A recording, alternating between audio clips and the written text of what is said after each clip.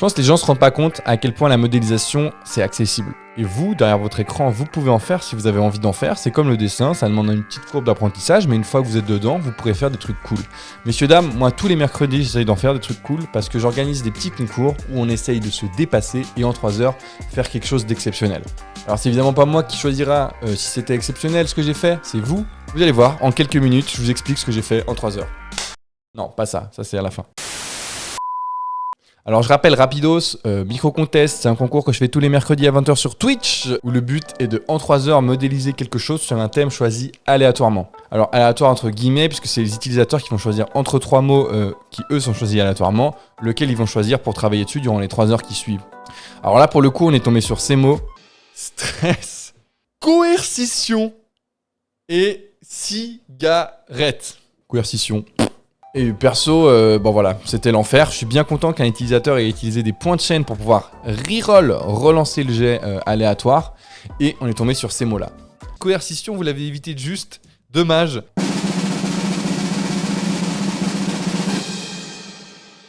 Lapin, magazine et gestuelle. Lapin, pour le coup, je trouve que c'est un bon thème, mais j'ai un petit peu galéré. Ma première idée, me demandez pas pourquoi, c'était de faire un... On n'a pas le droit de dire ça sur YouTube. C'est de faire un jouet pour adultes, ça je pense qu'on a le droit de le dire. This guy wants porno. C'est de faire un jouet pour adultes parce que déjà, je sais pas, on a un jouet pour adultes qui est un peu gueulerie, qui existe déjà, je crois qu'il s'appelle le lapin ou le rabbit, enfin il a un nom dans le style. Et je sais pas pourquoi j'avais l'idée de faire une carotte, vous voyez déjà où ça va, et de faire un peu shot package... shot de produits, vous voyez les marques comment ils font des shots de produits en 3D. Nike font pas mal ça, ils ont des images toujours qui claquent en 3D de leur paire de chaussures. Je voulais faire un peu ce genre de truc avec un produit pour adultes de carottes quoi, voilà, normal. Mais je me suis dit que ça passerait pas forcément sur Twitch, encore moins sur YouTube, j'en parlerai pas aujourd'hui. Je sais pas pourquoi, mon idée ça a été de faire un lapin astronaute. Mes deux inspirations c'était Tintin, parce que j'adore Tintin, et le lapin, vous savez qu'on a eu dans la pub du monde de Ralph. On se l'est pas mal tapé ce trailer et je suis sûr que vous voyez duquel je parle. Celui avec l'application où il y a un lapin et je sais pas qui mange un truc et le lapin il devient énorme. Je suis sûr que vous l'avez vu. Et c'est mes deux inspirations. Je voulais faire un crossover et les mettre ensemble. Alors pour commencer, je prends des refs, tac, je le répète à chaque fois donc je vais pas m'étaler là-dessus. Mais j'ouvre ZBrush, le GOAT, et je commence à modéliser. Alors comme d'hab, une sphère et avec la brush Clay Build-Up, parce qu'en fait ZBrush ça marche comme son nom l'indique avec des brushes, donc avec des pinceaux, et le pinceau Clay Build-Up, comme son nom l'indique aussi, il permet de rajouter de la terre, rajouter de la clay, ou en enlever évidemment si tu le mets en mode supprimer. Et donc je prends ma sphère, je rajoute de la terre, je rajoute de l'autre côté, j'en enlève, j'en rajoute, jusqu'à ce que je trouve que la forme soit cool. Un truc que j'essaye vraiment de vous transmettre à travers les micro-contests, c'est qu'avoir un résultat, c'est passer par plein d'erreurs, en tout cas à mes yeux. Et j'ai galéré de fou à avoir une tête correcte, hein. Vraiment, regardez la tête de con. Je crois qu'il faut que je me retire définitivement de faire des lapins. Je crois que c'est juste officiel. Tout le respect que j'ai pour ce lapin, mais il avait vraiment une tête d'abruti avant que j'arrive à quelque chose de concret. C'est pas toujours évident d'avoir du premier coup quelque chose de bien, surtout quand on sort un peu de sa zone de confort, ce que j'essaye de faire dans ces concours. Et en plus, on a que 3 heures pour avoir quelque chose de bien, ce qui est vraiment peu, et c'est normal de faire des ratés, et ça fait partie du process. Mais au final, j'ai quand même réussi à avoir une tête qui fonctionne, à coup de plusieurs longues minutes de coups de pinceau. Et mon but, évidemment, c'était qu'il ait une assez grosse tête par rapport à un petit corps. Et justement, son corps, c'est là que la ref de Tintin arrive, c'est que je voulais qu'il ait un peu la tenue de Tintin Objectif Lune. Moi, j'ai beaucoup regardé Tintin, j'ai moins lu les BD, mais quand j'étais petit, je m'en souviens, ma grand-mère, elle avait un lecteur cassette où là-dedans, on regardait plein de Tintin avec mes frères, j'adorais ça. Et je trouve que la tenue est iconique de fou. Assez facile à faire, évidemment, j'ai pas fait le corps du lapin sous la tenue, parce que ce serait une perte de temps de fou furieux, mais assez facile à faire, puisqu'elle a cette forme iconique sur les bras où c'est un peu des sphères qui se superposent. C'est littéralement ce que j'ai fait en 3D, j'ai fait des sphères qui se superposaient, et il y a cette espèce de cylindre, il me semble, en tout cas j'ai fait ça moi, ce cylindre sur le torse qui est assez iconique, qui rend la tenue remarquable. Remarquable dans le sens qui est reconnaissable plutôt. Comme la dernière fois, j'ai fait la tenue en T-pose pour pouvoir ensuite aller la déplacer, donc je l'ai fait en T-pose de cette façon-là, je bosse en symétrie, ça fonctionne, je vais y foutre des isphères pour en gros créer un squelette, le déplacer et lui faire une pose qui casse la symétrie et rend l'objet cool. Je voulais lui faire une pose un peu en mode ha ha ha.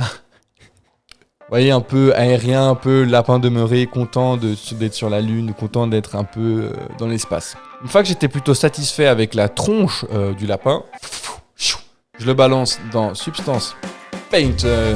Oui, messieurs, dames, j'ai récupéré ma licence. Je suis très content. Et le but, en gros, c'était de lui faire une tenue un petit peu réaliste, entre guillemets, disons une texture un petit peu plus poussée avec une tête stylisée. J'ai pas été dans une tenue ultra réaliste parce que déjà elle a des formes qui ne le sont pas, mais je voulais amener le truc un petit peu plus loin que juste un aplat de couleurs. Comme j'ai déjà expliqué, Substance Painter, c'est pas mal des superpositions de layers, des superpositions de couches. En gros, je vais lui mettre une première couche qui est un tissu orange un petit peu granuleux, que je me disais un peu d'astronaute, je ne me souviens plus spécifiquement laquelle j'ai utilisé. Par-dessus, j'ai sali les zones du bas parce que je me suis dit, c'est un lapin, il court dans la lune, c'est d'abord les jambes qui vont se salir le plus. Donc, j'ai mis un truc qui salit les jambes. Là où il y a de l'occlusion, donc là où il y a, des jointures, des choses comme ça, j'ai plus sali également pour rendre l'objet un petit peu plus crédible. Le visage du lapin, c'est là que le monde de Ralph influence. J'ai vraiment été assez proche de ce qu'avait proposé ce trailer, mais je pense que c'est dans le film aussi, du coup, ce qu'avait proposé ce lapin dans le monde de Ralph. 2 taches roses sur les joues, les yeux complètement noirs, et c'est tout, grosso modo. Je voulais que le reste soit blanc, un aplat classique de couleurs sur le reste du visage, et ça fonctionne plutôt bien, je trouve. Évidemment, il y a aussi le scaphandre, qui est quand même une partie sympa du lapin, perso, je trouve. Enfin, c'était une partie assez importante, et là, je lui ai mis un peu des taches dans tous les sens, pour vraiment donner l'impression que, en fait, ce lapin, il voyage, quoi, il bouge, il vit sa life, en fait, et du coup, il salit sa tenue, et il salit son scaphandre. Et c'était un peu dans cette démarche de rendre le truc plus réaliste avec un lapin qui lui est stylisé. Je trouve que le résultat fonctionne, pourtant ça aurait pu être casse-gueule, mais vous allez voir, je trouve que le résultat fonctionne pas mal.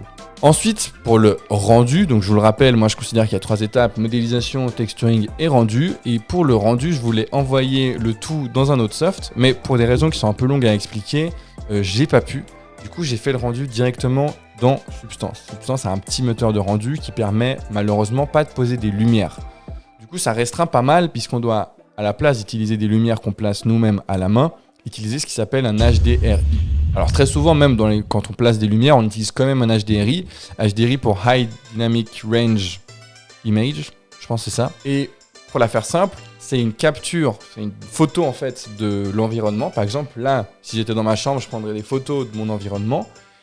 Mais cette photo, elle va être capable d'utiliser les lumières dans ma chambre, donc la lumière qu'il y a ici, la lumière qu'il y a là, et de pouvoir les reproduire dans un espace 3D. Donc en gros, cette image, non seulement elle se fout autour de la scène 3D pour faire comme si l'objet était dans cette image, mais en plus, elle va utiliser les lumières qui sont sur la photo pour l'envoyer sur notre objet. Heureusement, dans Substance Painter, il y a des HDRI qui sont cool, et si vous n'êtes pas satisfait, de toute façon, allez voir Polyhaven, il y a tellement de choses, c'est vraiment... Tout est gratuit, c'est génial Polyhaven, il y a plein d'HDRI qui sont de super qualité, donc n'hésitez pas une seule seconde. Maintenant, j'hésitais à laisser l'HDRI visible ou non. En fait, au début, je me suis dit, est-ce que je lui ferais pas un petit peu un truc en mode Stanley Kubrick? Vous savez, la fameuse théorie, les Américains sont jamais allés sur la Lune, c'est Stanley, je sais plus si c'est lui, mais quelqu'un qui a filmé dans des garages. Je voulais un petit peu faire ça au départ. Je me suis dit, je le mets dans un garage, peut-être ça va être pas mal, ça lui donnera un style. Et je trouvais que c'était un peu trop réaliste justement par rapport au lapin, et du coup, j'ai préféré El Famoso fond de couleur uniforme. Franchement, ça fonctionne plutôt bien. Je lui ai fait ce qui s'appelle juste un vignettage, c'est-à-dire j'assombris les bords pour vraiment qu'on se focalise sur le personnage. Je vous laisse apprécier le rendu, vous me direz ce que vous en pensez.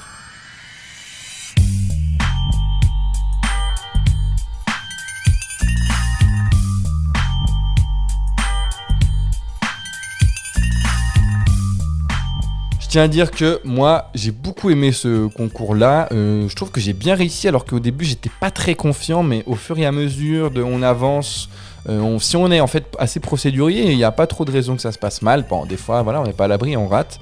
Mais là, c'est bien passé. Le résultat est pas parfait, mais il est fun et il fonctionne, et c'est ce qui compte le plus. J'avais hésité à mettre un texte au fond, mais au final... Messieurs, dames, si vous voulez participer au micro-contest, c'est tous les mercredis à 20h sur la chaîne Twitch de Microblabla.